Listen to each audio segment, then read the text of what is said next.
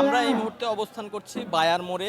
রাজশাহীতে cold storage মালিকরা cold স্টোরে আলু রাখা সংরক্ষণের ভাড়া বৃদ্ধির প্রতিবাদে এখানে সমবেত হয়েছে। তারা রাস্তায় আলু ফেলে আলু ছিটিয়ে তারা বিক্ষোভ করছে। আলু কোল্ড স্টোর মালিকদের দেওয়া তথ্য মতে রাজশাহীতে মোট প্রায় 40টার মতো কোল্ড স্টোরেজ আছে,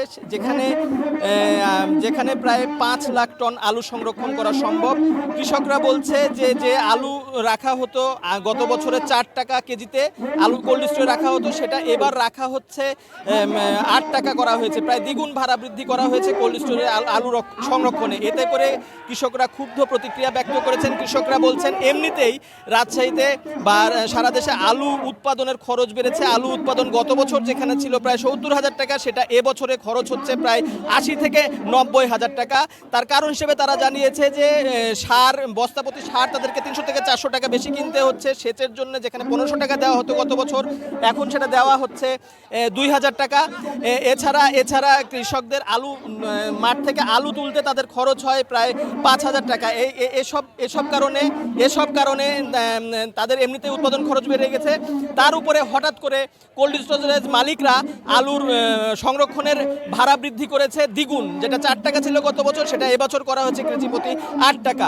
যে খরচটা তাদের বস্তাপতি রাখতে খরচ হতো প্রায় 255 টাকা গত বছর, এবার তাদের খরচ হচ্ছে 360 টাকা। কৃষকরা বলছে তারা এ বিষয়ে এবছরের জানুয়ারি মাস থেকে আন্দোলন শুরু করেছে।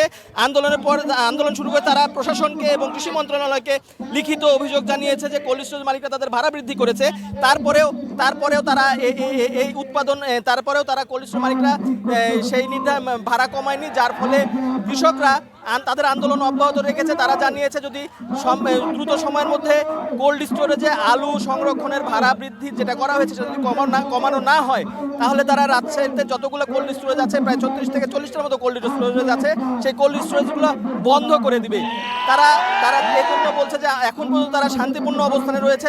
তাদেরকে যদি এটা না করা হয়, তারা আগামীতে কঠোর কর্মসূচিতে যাবে। এই ছিল আমার কাছে রাজশাহীতে আলু কৃষকদের আন্দোলনের সর্বশেষ।